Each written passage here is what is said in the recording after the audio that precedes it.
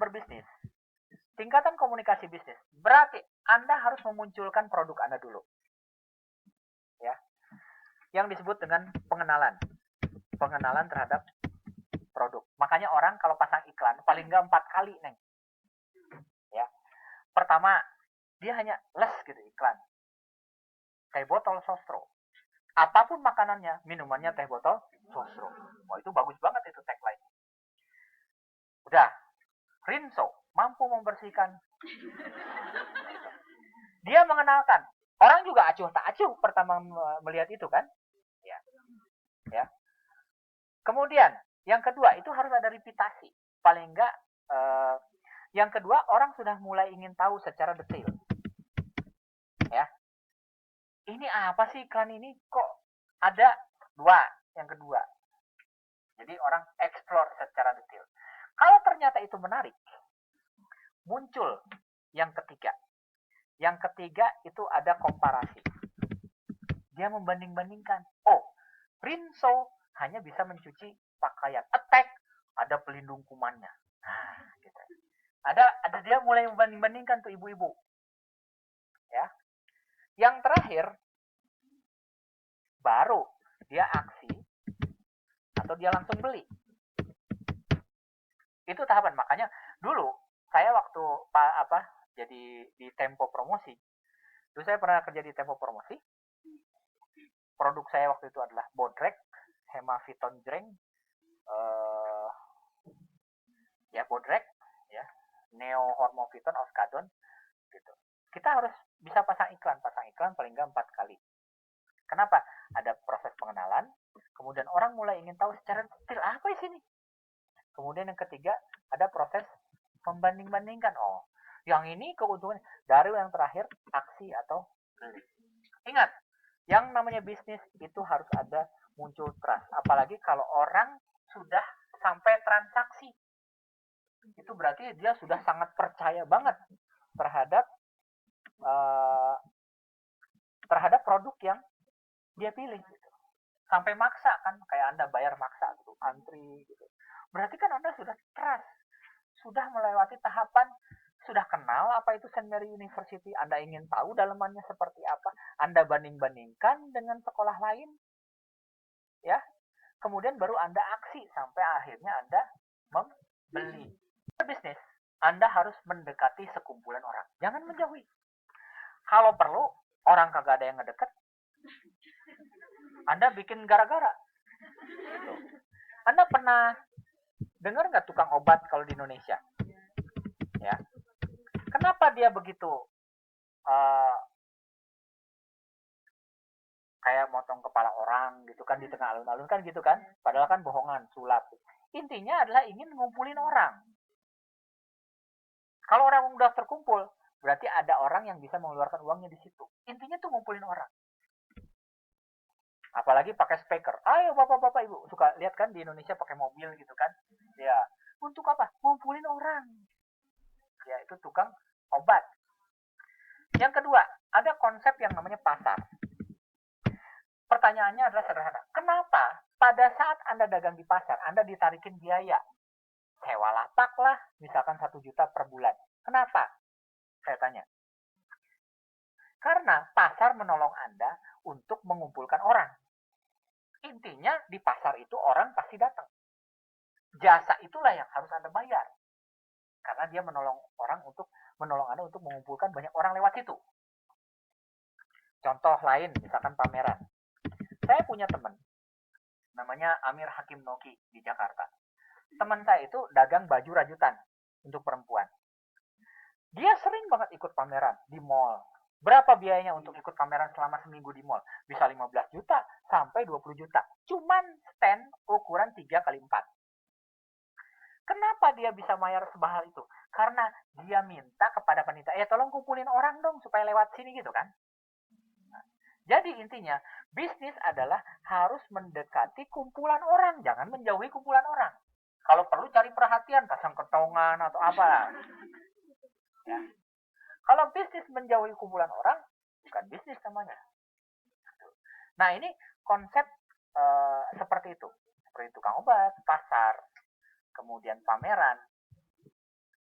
Anda suatu saat nanti berbisnis, maka kalau bisa carilah tempat di mana tempat itu tempat orang lewat. Jadi pasar becek yang memang tidak disukai orang justru disitulah tempat orang lewat. Kalau di Jakarta itu ada namanya pasar gembrong. Kalau lewat situ bau, padat orang. Tetapi Anda lihat, orang buka warung Padang di situ. Ya, orang laku di situ. Kenapa? Banyak orang lewat. Jangan cari tempat yang bersih, sepi, nggak ada orang. Dan demit ada gitu. Nah, itu mencari kumpulan orang. Nah, intinya dalam berbisnis Anda harus bisa berkomunikasi dengan siapapun. Ya, jadi komunikasi ini penting. Dengan semua lini. Lini masyarakat. Tapi ingat, harus pakai bahasa mereka. Jangan pakai bahasa Anda. Kalau Anda dagang kerudung, mbok ya ngikutin lah agak pesantren-pesantren dikit, andanya pakai kerudung juga gitu kan. Bilang assalamualaikum warahmatullahi wabarakatuh. Belajar dulu gitu kan. Ya. Kalau Anda dagang pupuk ke petani, jangan pakai bahasa yang aneh-aneh. Bapak natriumnya sekian persen, fosfornya sekian persen, kagak ngerti. Ya. Pakai bahasa yang mereka ngerti. Gitu ya. Pakai bahasa petani. Ini loh Pak, kalau Bapak pakai ini nih, itu padinya dalam 1 bulan bisa tumbuh sekian, gitu, sekian ton. Ngerti dia. Jangan pakai bahasa yang aneh-aneh. Gitu. Ada 5 tips untuk banyak teman. Gitu kan. Nah, kenapa banyak teman? Anda harus bisa ngumpulin orang. Saya tantang di sini.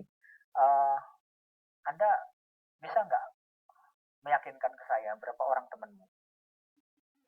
Ya, ada yang punya teman lebih dari 100. Nah, langkah yang pertama adalah berani negur duluan. Ya, entah assalamualaikum atau apapun. Ya, alangkah indahnya kalau satu Hongkong ketemu orang Indonesia, assalamualaikum, waalaikumsalam. Jangan ketemu orang itu, mbak, exit A1 di mana ya, mbak? Kalau ketemunya cuma begitu doang, kan? Ya. Nah, itu berani menegur duluan. Dulu saya termasuk orang yang pemalu. Gitu. Ya. Nah, pertanyaan pembuka itu penting, apalagi kalau Anda ingin dagang. Gitu kan? Nah, kayak apa kabar Mbak, selamat pagi. Dulu saya pemalu. Kenapa? Di kantor saya nggak punya ngomong, diem aja. Saya kenal salah satu manajer namanya Bayi Haki dulu, Pak Bayi Haki. Saya ditegur sama Pak Bayi Haki. Fajar, kamu ini gimana sih? Kamu nggak bakalan mati kalau gara-gara cuman negor orang. Ngapain jadi pemalu? Emang menegur orang duluan itu bikin kamu mati? Nggak. Gitu. Nah, itu saya ingat sampai sekarang. Jadi kalau kamu ingin banyak teman, berani negur duluan. Gitu. Nah, cari persamaan. Ya. Pada saat Anda bergaul, cari persamaannya. Jangan lihat bedanya. Kalau Anda mencari perbedaan, repot gitu, orang nggak akan nyambung. Serius. Kenapa? Ya susah gimana. Kalau misalkan, oh ternyata kita satu kampung ya mbak, nah, itu bagus. Banyak yang bisa diomongin. Oh ternyata nggak satu kampung. Oh, kebetulan kita satu kota pak, sama-sama dari Malang. Gitu kan? Nggak satu kota. Oh kebetulan kita satu pulau pak. Pulau Jawa. Gitu kan? Ya. Ketemu orang bule. Ya. Oh, well, good thing we came from the same continent. Kita dari sama-sama dari benua yang gitu kan.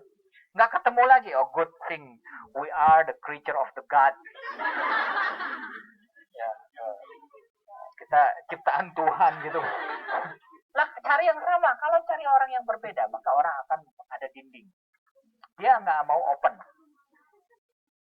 Oke, cari yang sama. Oh, kita sama-sama berkepala botak. Ya kan gitu. Masalah kita sama. Ya udah, akhirnya makanya orang-orang itu bikin komunitas. Makanya di Indonesia ada klub, ya kan? Ada klub pesta. Kenapa? Di klub pesta itu ada orang Jawa, ada orang Sunda, ada Padang, lain sebagainya. Gimana caranya mereka supaya bisa satu visi disatukan lewat pesta? Tuh kan. Ada klub mobil Ferrari misalkan. Ada klub Lamborghini, ada klub investor ini apa properti misalkan. ada klub. Nah itu mencari kesamaan. Kalau kamu ingin banyak teman, maka carilah sesuatu yang kamu sama-samain. Apalagi kalau bisnis, pokoknya saya harus sama. Gitu.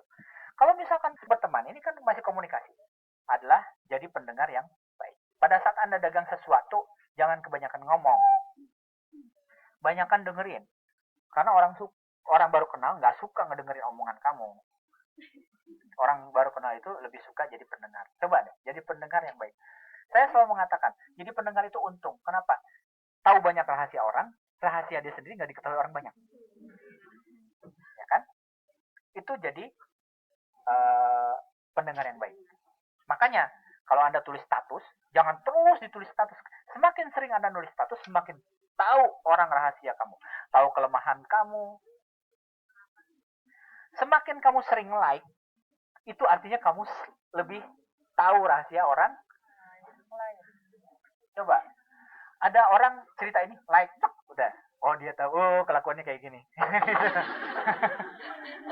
Like. Tapi kalau kamu sering nulis, oh sedunia tahu. Kenapa? Kan udah broadcast kan itu, whole the world gitu kan, ketahuan sedunia. Makanya saya nggak pernah nulis status kalau nggak penting-penting amat. Ya kenapa? Orang bisa tahu. Sekarang orang nggak bisa tahu. Stok Fajar apaan sih? Gitu kan. Bahkan di Indonesia adalah senjata ampuh dalam berbisnis. Keramahan. Ingat, ramah itu adalah senjata ampuh dalam berbisnis. Saya nggak tahu. Kalau misalkan ya di Indonesia ada satu kursus namanya kursus senyum. Saya baru tahu di Jakarta. Memang ada orang yang terlahir judes. Ya, mungkin aja Allah pada saat menciptakan dia lagi sebel gitu. Jadi begini gitu kan. Benar.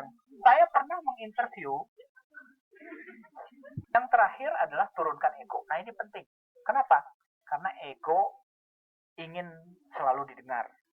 Ingin selalu diperhatiin.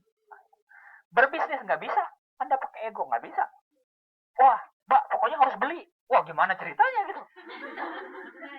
Maksa gitu. Kayak MLM gitu kan. Wah, nanti dapat ini. Akhirnya janji-janji palsu gitu kan. Kapan dapat BMW-nya? Sudah 2 tahun saya bergabung kok kagak kebeli BMW gitu kan. Sementara jadi seperti itu, turunkan ego. Tahu ego? Ya, tahu. Egois.